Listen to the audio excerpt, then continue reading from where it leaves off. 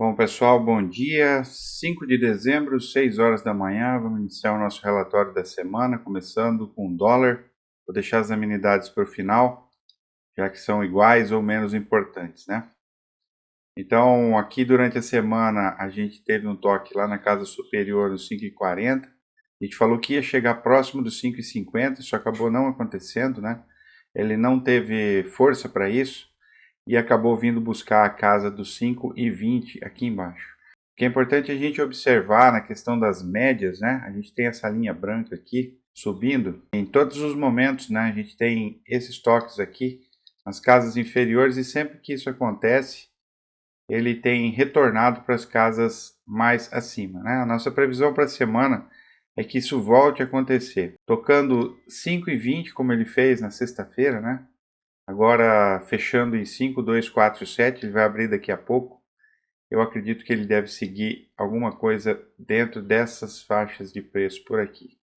Então, para a semana 5,40, 5,247. Novamente dentro dessa nossa grande consolidação que a gente carrega desde 2020. Caso a gente venha a ser contrariado, natural que a gente venha a tocar a casa dos 5, que é essa parte inferior dos preços, ou essa trendline de alta, que já vem desde abril de 2022. Também chama bastante atenção para a gente essas formações. Hoje a gente está com o câmbio mais aceito dos últimos tempos, né? Então, 5,203 é o preço onde há ou houve, né, a maior quantidade de negociações de câmbio durante esse período grande, né, desde 2020. Olhando do ponto de vista macro, a gente tem a possibilidade e a probabilidade muito alta de que a gente venha a aumentar nossas taxas de juros nos Estados Unidos e, por consequência, aqui no Brasil também. Então, conversando com alguns colegas lá, eles estão mantendo a informação de que a gente vai subir mais meio ponto, né, nessa próxima reunião que acontece, que cravaria todos os aumentos do Fed desde o primeiro momento do ano de 2022 até agora, né? Todos foram acertados em 0,75. O momento é agora. Se a nossa inflação não arrefecer, qual tipo de situação a gente pode enfrentar em relação aos juros? Já existem grandes rumores de que a gente tenha aumentos maiores do que o que a gente já vem tendo no Brasil. Se isso vier a acontecer, a gente tem um risco de a gente trabalhar com o câmbio abaixo dessa casa dos 5,20, porque aí a gente teria mais fluxo de dinheiro vindo para cá, né? Possivelmente, é muito difícil de falar nas condições geopolíticas do Brasil, nas condições geopolíticas do mundo como um todo, né? Se você fosse um investidor, aonde você colocaria seu dinheiro no mundo hoje? Então, tirando os Estados Unidos, um lugar que tem maior risco, maior remuneração, a gente voltaria a ter pauta para isso, né? Precisaria de moeda estável nesse caso. Então, hoje 5,20 com taxas de juros a 15%, vamos chutar aqui, né? Não estou dizendo que vai, pode ser que não. 16% seria bastante atrativo para moeda estrangeira, né?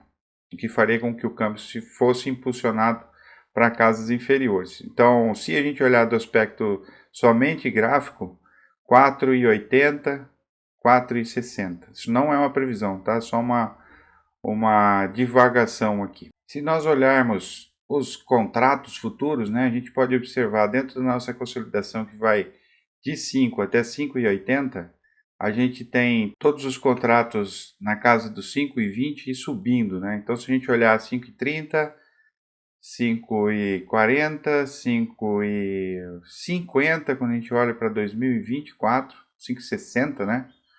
E a gente só começa a sair quando a gente olha 2025, 5,959, né? Então, até o final de 2024, o mercado acredita que o câmbio estaria dentro dessa faixa de flutuação de câmbio, né? Entre 5, na verdade, e 5,80. Bom, sobre fertilizantes, eu estava conversando com alguns colegas a respeito do nosso andamento das compras no Brasil, bastante interessante, porque parece que não tem muita pressa para a compra de ureia, NPK em si, para a safrinha de 2023 que se inicia daqui a pouco. Olhando o mercado como um todo, hoje a gente tem 75% dos mercados comprados nos fertilizantes para a safrinha. O número do ano passado era em torno de 83, então a gente está atrasado, mas também nem tanto. Isso aconteceu porque os agricultores perceberam essa queda, né? Então nunca vai se saber até que ponto ela pode ir, é natural. Se você está vendo os preços diminuírem, eles vão continuar diminuindo até um determinado ponto, né? Então a gente não acredita que ele deva passar muito acentuadamente da casa dos 513, desconsiderando o câmbio, né? Quando a gente faz essa análise em dólar. O Mato Grosso já está com 89% dos produtos comprados e está 4% acima da média. Se a gente comparar com o ano passado, que seria por aqui, a gente estaria 13% a menos. A gente teria 13% a menos os valores de fertilizantes que foram comprados agora, né? Então, quem teve bastante atenção, acompanhou as informações, conseguiu fazer aquisição de fertilizantes mais baratos do que os que foram adquiridos em média no ano anterior, 2021.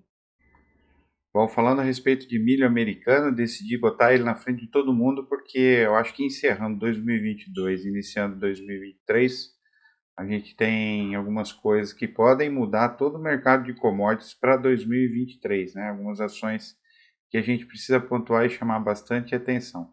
Então aqui a gente tem o nosso gráfico, né? Ele tem essa grande consolidação, possivelmente deve tocar os 6,33, conforme a gente havia falado na semana, mas isso não é o mais importante para o momento, considerando que a gente terminou a safra americana e está começando a do Brasil.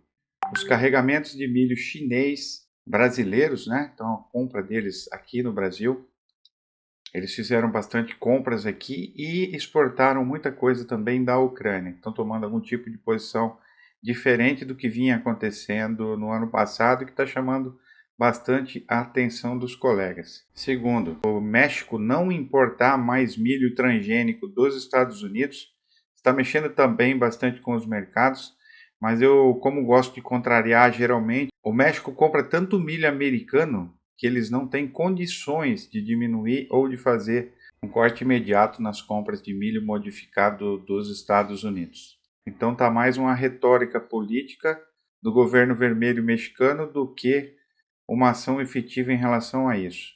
Mas, de qualquer forma, isso acaba mexendo com os mercados, né? E é preciso a gente separar o joio do trigo. Então, aqui mudando para milho B3, a terceira informação muito importante que pode movimentar os mercados no início do ano de 2023 são as previsões em 126 milhões de toneladas que foram expostas pela Conab e aceitas pelo USDA nesse momento. Isso é uma previsão extremamente agressiva, eu não concordo com ela, o que levaria nossa produção a trabalhar 8,6% acima da produção de 2021 e 2022. Então, veja bem, eu preciso medir as quantidades corretas que são divulgadas aqui, porque elas interferem diretamente no preço. A comparação é de 116 milhões de toneladas contra 126 milhões de toneladas. Então, a gente teria que acrescentar apenas 10 milhões de toneladas, ou como eu já falei, 8,6%, 9% a mais na produção de 2023, o que não está me descendo facilmente no pescoço agora. Olhando estritamente os preços, né, a gente continua nessa consolidação que nos leva dos 102 lá em cima aos 82 aqui embaixo. A gente teve aquele fechamento de gap conforme combinado, a gente falou que ele iria fazer, né? E ele deixou na subida outro gap aqui que vai ser fechado também. Então deve acontecer durante essa semana ainda.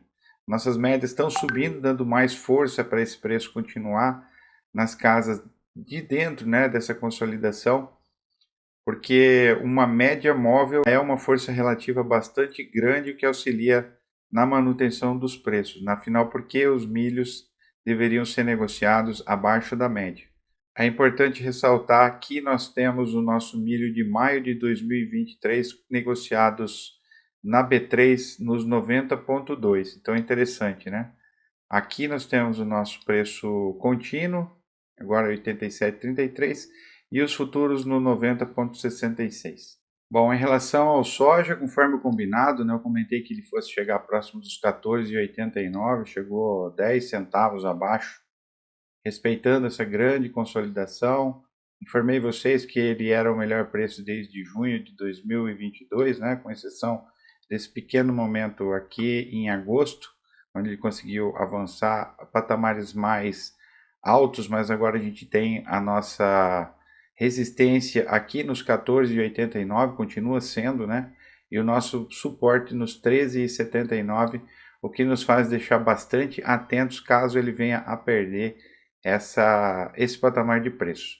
Não é tão fácil disso acontecer até dezembro, porque a gente tem o nosso relatório no dia 9 agora, sexta-feira, e não tem muitas mudanças em relação à movimentação de preços muito severas, né? Conversando com os nossos colegas, já tentando antecipar as nossas movimentações de preço por lá, a gente escuta falar sobre a Argentina, que tem dificuldade na condução das safras por causa de atrasos, né, bastante significativos, e seca, que não estão nesse preço aqui, então seria um fator altista para a soja, né?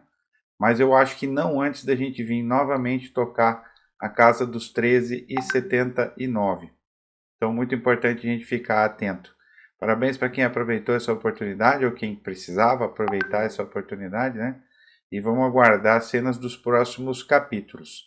A gente tem um mercado em mudança em maio de 2023, onde o soja deixa de ser vendido a 14,63 e começa a ser dali para frente, né, negociado a 14,45. Então é um ponto de inversão dos preços, né? Para 2024 a gente está nos 13,43. Então só em 2024 a gente consegue, olhando os números agora, lógico, né? Isso que sempre pode mudar, mas até 2024 a gente tem essa consolidação confirmada pelos mercados, né? Então a gente deve ficar entre 13,79 e 14,89. Novamente, né, muito importante, pode ser que mude, então tudo que acontece essa semana pode mudar em relação aos mercados. Eu acho que principalmente depois do fechamento de sexta-feira, a gente deve ter uma semana morna, mas a semana que vem bastante interessante, principalmente nesses poucos momentos que serão depois do relatório à 1 da tarde e do fechamento às 3h30, né?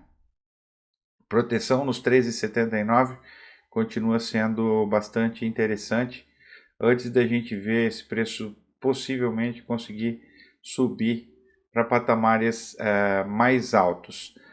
A nossa previsão está em 152 milhões de toneladas contra 127 milhões de toneladas.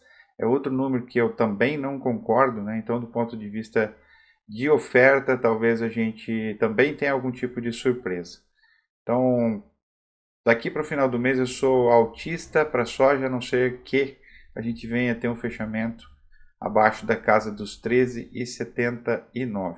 Em relação ao arroz, conforme combinado, a gente chegou bastante próximo da trendline de alta nos 18,59, deixou uma grande oportunidade aqui nos 18,30 e voltou para a nossa consolidação. Isso aqui é um bom sinal, pode ser que ele venha em algum momento voltar a tentar chegar nesses patamares que a gente não atingiu há muito tempo, né? Antes a gente precisa ter esse ajuste de preço, nessa consolidação confirmada. Então a minha previsão para as próximas semanas, vou considerar daqui as 2 semanas um pouquinho mais longa, é que a gente venha trabalhar na casa dos 17, talvez 16,50, antes que a gente possa vir a consolidar essa subida maior. Lembrando que a gente tem essa trendline de alta logo aqui embaixo que serve de suporte, e o nosso grande risco é a nossa média, que agora está nos 13,31.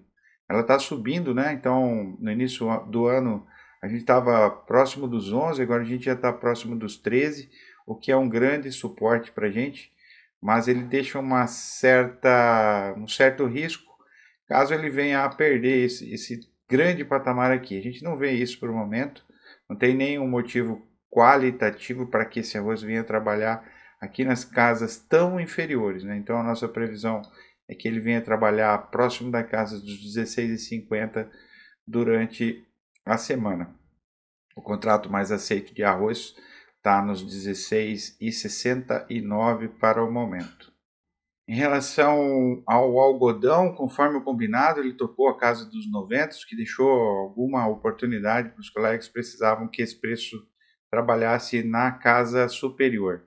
Aqui a gente está tendo uma nova formação de preços, né? Para mim me parece uma consolidação que vai entre os 72 e os 90, conforme eu também havia comentado no relatório anterior, e parece que vai se confirmando. A gente tem essa média para nos suportar aqui exatamente nos 78,25 nesse momento. e pode ser testado durante a semana. Ele não vai ser tão simples de ele conseguir vir aqui abaixo, me parece um suporte bastante válido na casa dos 72. Talvez a gente tenha uma formação mais ou menos nesse sentido aqui, formando uma trendline de alta para a safra de 2023. É muito cedo da gente falar a respeito disso, né? Porque tem toda uma safra na América do Sul ainda para acontecer. Plantio na Bahia do meio para o final, então a gente tem muita coisa para acontecer, mas a minha visão é altista para o mercado de algodão, com suporte na casa dos 72,15. Talvez a gente não consiga trabalhar abaixo disso, se Deus quiser, né? Considerando também que a gente já está trabalhando abaixo dos custos de produção.